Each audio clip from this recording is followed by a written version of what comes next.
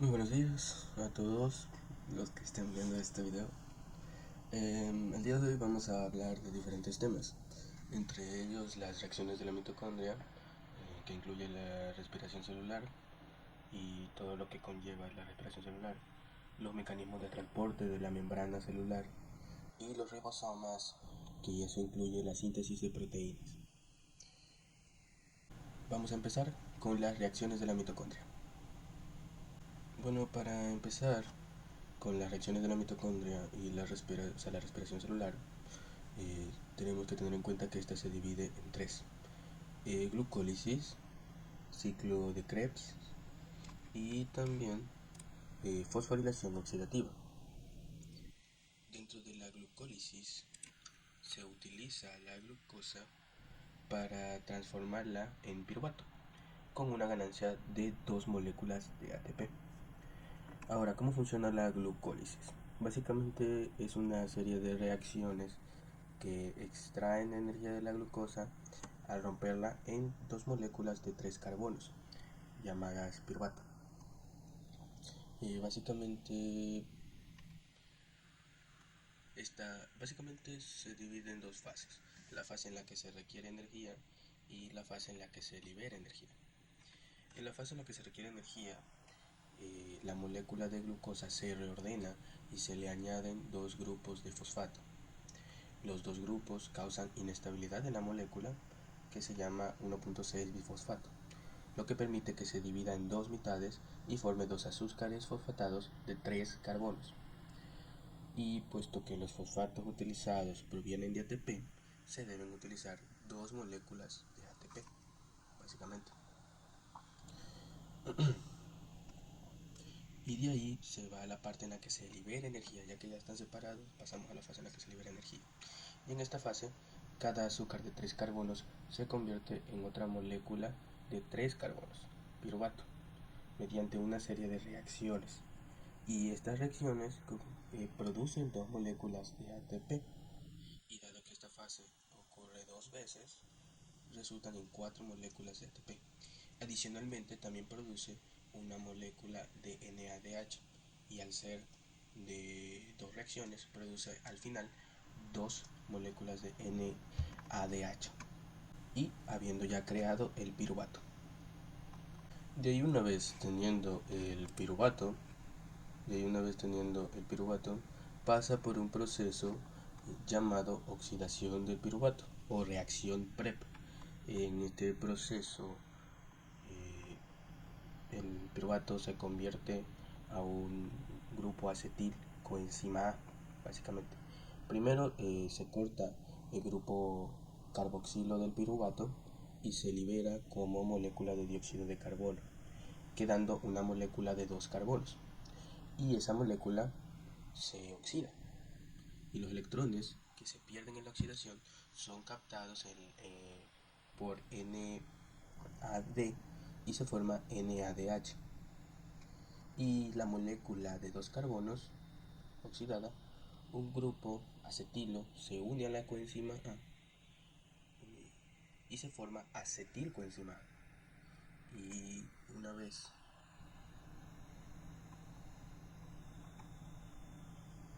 una vez creado el acetilcoenzima A, este funciona como combustible del ciclo de Krebs, que es lo que vamos a ver a continuación.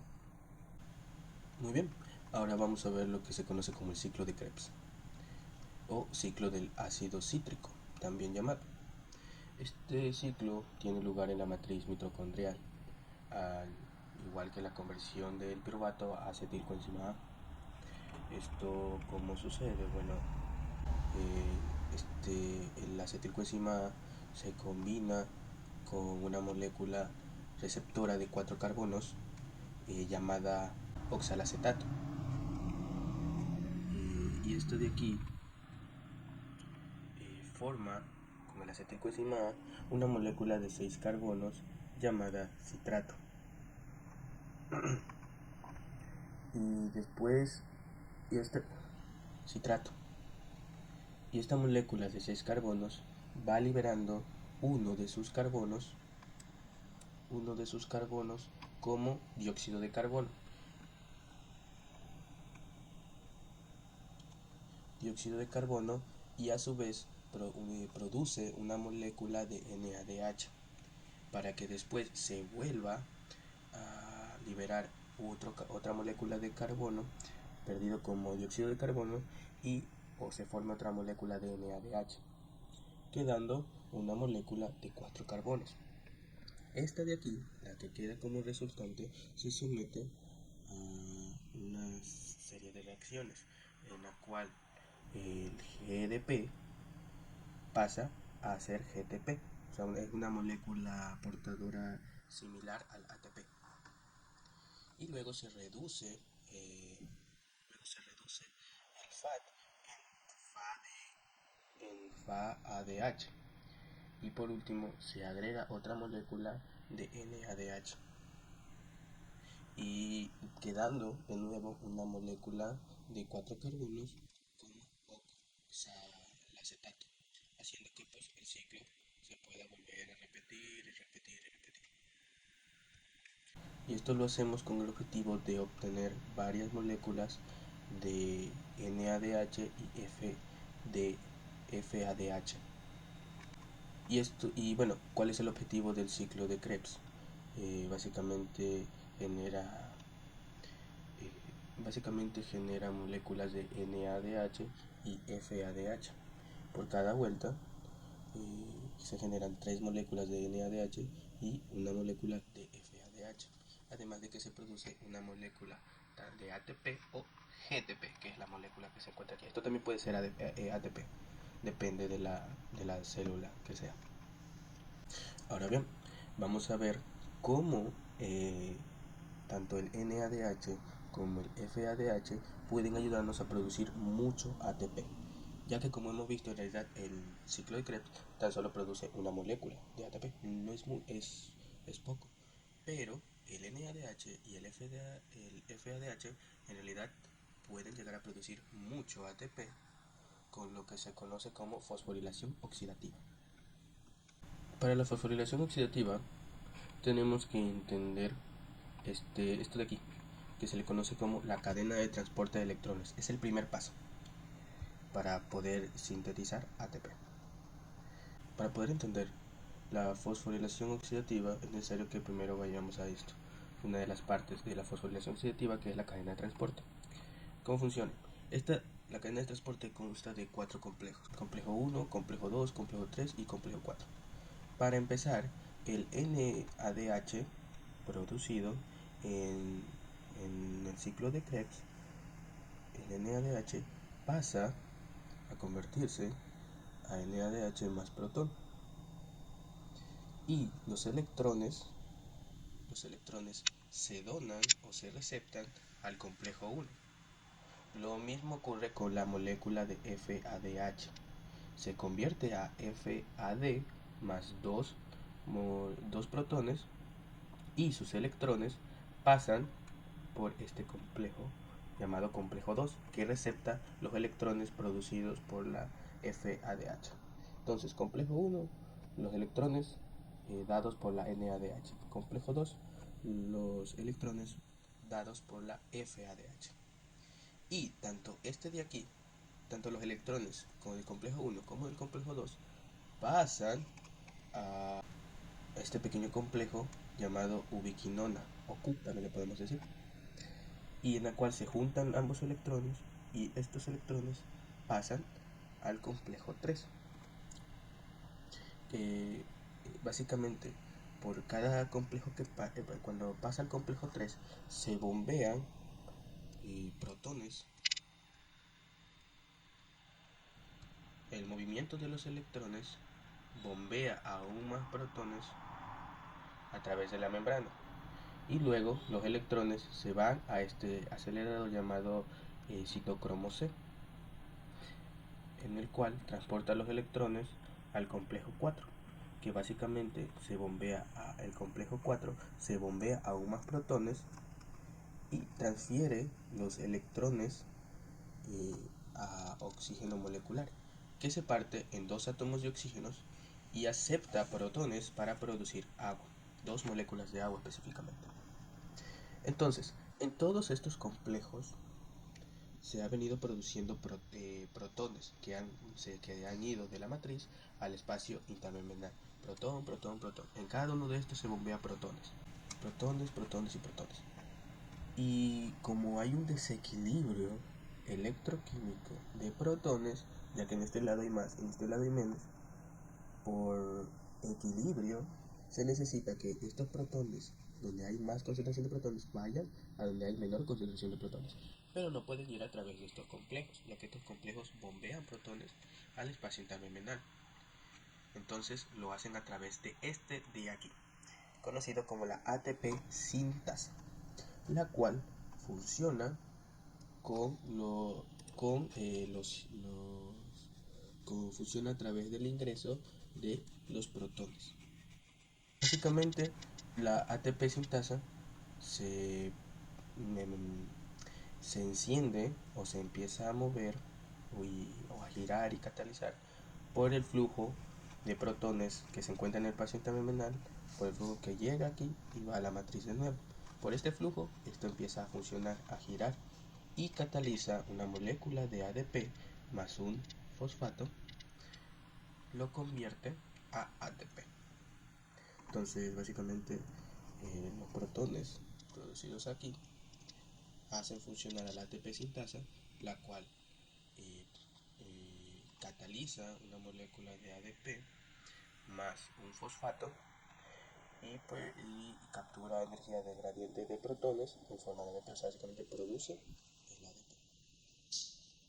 Entonces, y bueno, aquí hay algo que aclarar, que cuando se completa todas estas reacciones del ciclo de la respiración celular, perdón, pasa que pasamos de una inversión de 2 de ATP a una ganancia de 34 a 36 moléculas de ATP de ganancia, cuando contamos con todas estas otras reacciones. ¿Por qué? Porque hay un proceso conocido como fermentación, la cual es una respiración anaerobia, ya que la respiración celular es una respiración aerobia, o sea que necesita del oxígeno para poder funcionar, claramente. Entonces, ¿qué pasa? Cuando no se tiene el oxígeno, pasa que la glucosa, el ácido piruvato fermenta, no se oxida, sino que se reduce a, por ejemplo, ácido láctico o alcohol etílico, dependiendo del tipo de célula, solo produciendo 2 moléculas de ATP de ganancia. Y bueno, eso sería todo en cuanto a las reacciones de la mitocondria. A continuación vamos con lo que sería el transporte de membrana. Ahora hablaremos de lo que es los mecanismos de transporte de la membrana celular. Dentro de estos se encuentran dos tipos: los transportes de alta masa molecular y los transportes de baja masa molecular. Primero veamos los de baja masa molecular. Dentro de estos tenemos dos tipos: transporte pasivo y transporte activo. Dentro del transporte pasivo tenemos la difusión simple, la difusión facilitada y la ósmosis. Para que se den cuenta, vamos primero con la difusión pasiva.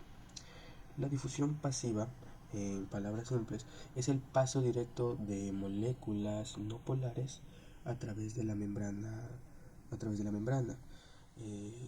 debido a que su gradiente es de mayor a menor concentración. No necesita ningún tipo de gasto energético, simplemente pasa por expansión, simplemente pasa la membrana celular. Por ejemplo, el oxígeno que respiramos y el dióxido de carbono que expulsamos es un ejemplo. También el alcohol, si se han dado cuenta, el alcohol al momento de frotarlo con las manos, en un momento desaparece porque simplemente traspasa. De ahí tenemos la difusión facilitada, que para esto es necesario de proteínas transportadoras. Es básicamente el paso de sustancias, de moléculas, con la ayuda de proteínas transportadoras. Estas proteínas son específicas dependiendo del tipo de molécula que se vaya a transportar. Por ejemplo, esto se hace por medio de canales constituidos por las proteínas, a través de los cuales las moléculas como iones pueden pasar. Por ejemplo, es como el sodio, el potasio, el cloro, etc. es un ejemplo de esto. Un ejemplo de la difusión facilitada es el transporte de la glucosa, la cual se realiza mediante una proteína llamada GLUT, la cual esta ayuda a que la glucosa pueda ser transportada a través de la membrana celular sin ningún problema. De ahí, como otro ejemplo, tenemos la ósmosis. La ósmosis básicamente es un transporte por el cual se pasan moléculas de agua a través de la membrana. El movimiento de agua se realiza desde el punto en que hay menor concentración al de mayor concentración para poder igualar esas concentraciones. Como vemos en la parte de aquí, podemos ver una diferencia en las concentraciones, mientras que al otro lado ya están igualadas. Básicamente eso es lo que consiste en la ósmosis, esa diferencia de concentraciones queriendo llegar a un equilibrio de estas ayudando y este proceso permite la hidratación de la célula. Dentro de la ósmosis, las concentraciones se dividen en tres tipos. El hipertónico, que es básicamente donde hay mayor concentración de soluto o de agua. De ahí le sigue la isotónico, que es básicamente cuando ambas están igual, las concentraciones están iguales. Y el hipotónico es cuando hay una menor concentración de agua. Eso en cuanto a la ósmosis. Ahora bien, hemos visto lo que es el transporte pasivo. Ahora vámonos con el transporte activo. Como pueden notar, el transporte activo es el paso de moléculas a través de la membrana celular, pero con un gradiente de concentración, un gradiente de menor concentración a mayor concentración. Ya no es de mayor a menor. ¿Esto qué significa? Que esta vez sí requiere una inversión de ATP, o sea, una inversión de energía para que pueda funcionar. Este se divide en dos tipos, el transporte activo primario y el transporte activo secundario. Bueno, vamos con el transporte activo primario. Bueno, el transporte activo primario básicamente es un transporte de moléculas que involucra proteínas llamadas bombas, que estas se encuentran en la membrana plasmática. Estas bombas usan ATP para cambiar su conformación y transportar los iones o moléculas a través de la membrana.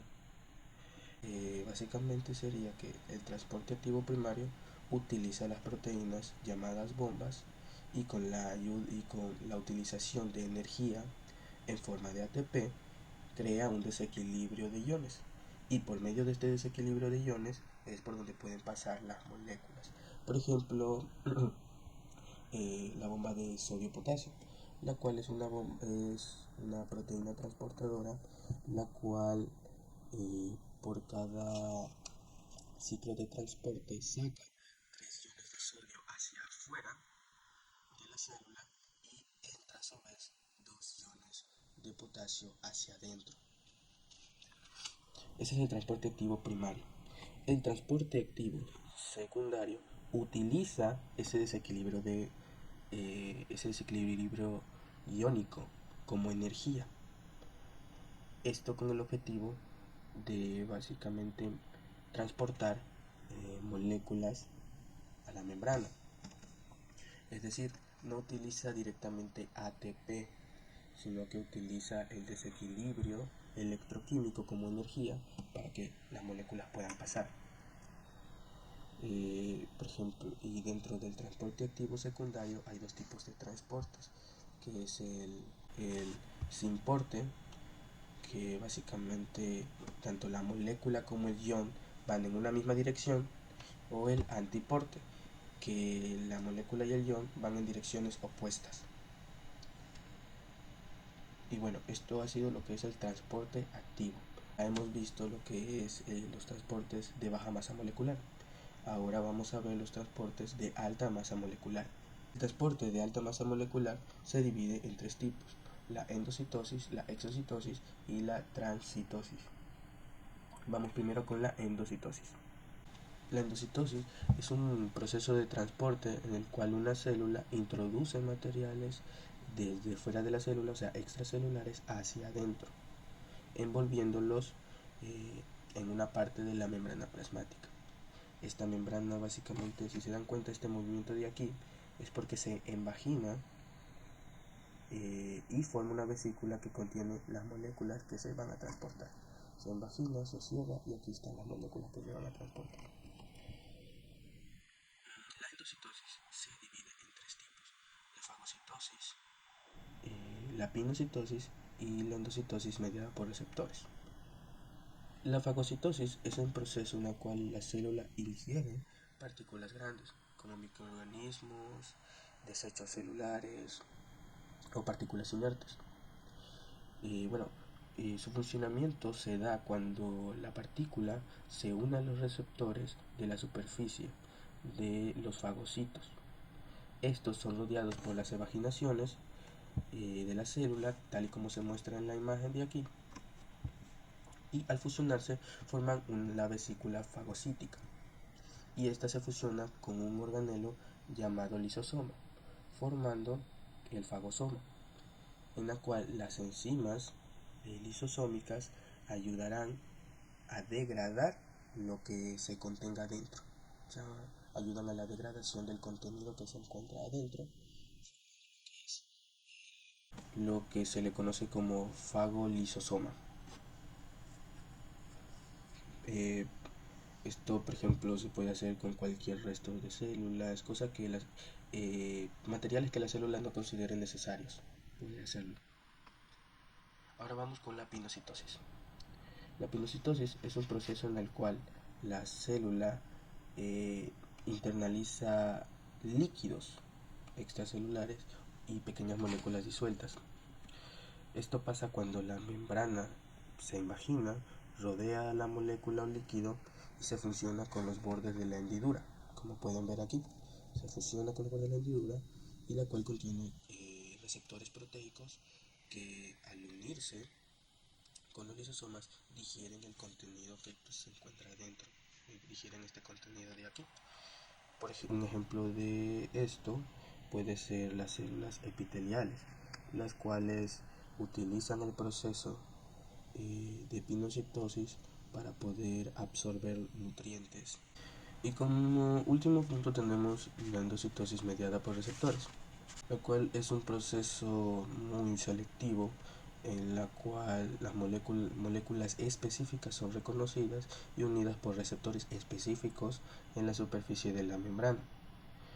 Por ejemplo, hormonas, lipoproteínas, factores de crecimiento, entre otras cosas. Ahora, esto sucede o se da cuando los ligandos extracelulares se unen a estos receptores específicos y se imaginan y forman vesículas recubiertas por proteínas como la creatina, que facilitan el transporte. Pierden su recubrimiento una vez dentro de la célula y se fusionan con los compartimentos intracelulares como endosomas, donde los ligandos pueden ser liberados y absorbidos y procesados. Bueno, una vez visto lo que es la endocitosis, vamos a lo que es la exocitosis. Y como pueden imaginarse, la exocitosis es, por definición, un proceso en el cual la célula expulsa moléculas grandes o productos de desecho hacia el exterior, utilizando vesículas que se fusionan con la membrana plasmática. Básicamente, la exocitosis se divide en dos tipos: la exocitosis constitutiva y la exocitosis regulada.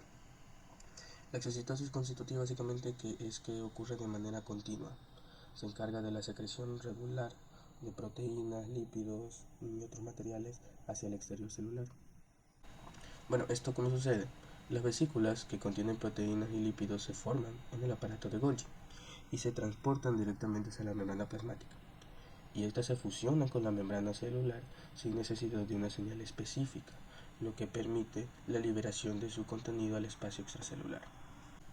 Un ejemplo de esto son las células fibroblásticas, que básicamente secretan componentes de la matriz extracelular como colágeno, elastina así manteniendo la estructura del tejido. También tenemos la exocitosis regulada, que es básicamente lo mismo que, que la exocitosis, que básicamente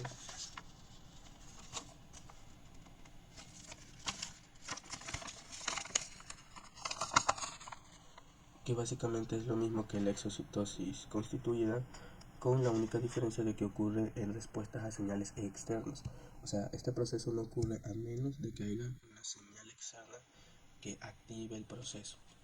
Por ejemplo, como es el mismo proceso, las moléculas a secretar se almacenan en vesículas que se forman una pata de Golgi, permanecen ahí hasta que llega una señal específica. Y una vez llega una señal específica, por ejemplo un aumento de calcio, puede ser, induce la fusión de vesículas con la membrana plasmática, haciendo que ésta pues libere todo el contenido que tenía guardado hacia el espacio extracelular. Por ejemplo, las neuronas, cuando un potencial de acción llega al final de una neurona, provoca un aumento en los niveles de calcio, lo que desencadena la fusión de vesículas sinápticas, dando como finalización la liberación de neurotransmisores. Como último paso tenemos la transcitosis. La transcitosis es básicamente un proceso en el cual se incluye tanto la endocitosis como la exocitosis. Es un proceso de transporte que las combina para poder mover macromoléculas a través del interior de la célula sin cambiarlas o degradarlas. Esto pasa por cuando la célula internaliza el material extracelular al formar las vesículas, como pues el proceso de endocitosis normal. Entonces ahí dentro se encuentran las macromoléculas que deben atravesar la célula, y de ahí las vesículas viajan a través del citoplasma en dirección al lado opuesto, sin ser alteradas de ninguna forma, para después se fusionan con la membrana plasmática en el lado opuesto de la célula, y el contenido que tienen dentro pues se libera en el espacio extracelular de ahí. Básicamente un ejemplo de esto es la absorción de nutrientes en el intestino, ya que hay algunas proteínas y ciertas grasas que no pueden ser transportadas por la difusión simple, por lo que necesitan de la transcitosis para que puedan ser transportadas. Y bueno, eso sería todo en cuanto a los mecanismos de transporte. Ribosomas. ¿Qué son los ribosomas?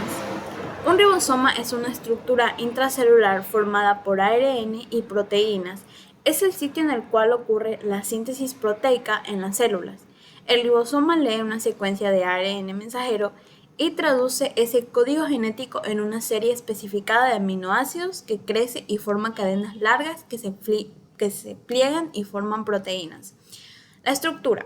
El ribosoma está conformado por una subunidad mayor y una subunidad menor.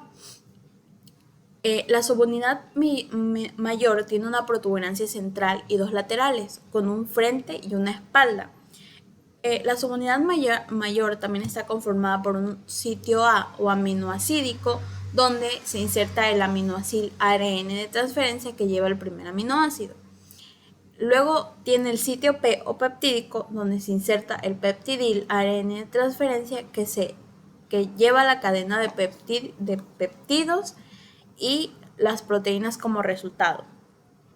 Y por último tenemos el sitio A, que es el sitio final, a donde el ARN de transferencia del sitio P se desplaza y reemplaza al ARN de transferencia que estaba en ese sitio. El ribosoma también tiene una subunidad menor en la que las protuberancias de la subunidad grande ayudan a que se inserte la subunidad pequeña, que tiene solamente una cadena y una plataforma. ¿Cuál es la función de los ribosomas? Pues la función de los ribosomas son los organelos en los cuales se sintetizan las proteínas. La información necesaria para esta síntesis se encuentra en el ARN mensajero, cuya secuencia de nucleótidos determina la secuencia de aminoácidos de la proteína. El ARN de transferencia interviene para que los aminoácidos se incorporen a un polipéptido cuya función es llevar los aminoácidos a los ribosomas. La síntesis de proteínas. Esta se lleva a cabo en los ribosomas y tiene dos fases: la fase de transcripción y la fase de traducción. La fase de transcripción también tiene 3 etapas: la iniciación, en la que comienza con la enzima ARN polimerasa 2, y los factores de transcripción. Se unen en un sitio específico de la molécula denominado promotor TATA o caja TATA, que es una secuencia de ADN que ayuda a iniciar el proceso de transcripción, donde segmentos de ADN se copian de ARN. Y solo sirve como señal a la enzima para identificar el sitio donde se inicia la transcripción. La unión de la ARN polimerasa 2 a esta región promotora permite el desenrollamiento del ADN y la separación de las dos cadenas para formar una burbuja de transcripción. Etapa 2 es la elongación, en la que el ADN se encuentra desenrollado y las bases nitrogenadas complementarias separadas. La enzima ARN polimerasa 2 avanza a lo largo de la cadena de ADN que se está transcribiendo en el sentido 3' a 5' y se lo conoce como cadena molde, por lo que el ARN mensajero en formación o pre-ARN mensajero siempre tendrá el sentido 5' a 3'.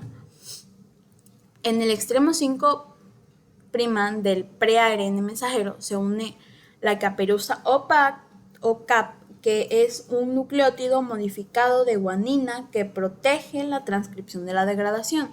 Esta también sirve para identificar el sitio en donde inicia la formación de la cadena de pre-ARN mensajero, mientras que en el extremo 3 se adhiere la cola poli-A, que señala la terminación de la molécula.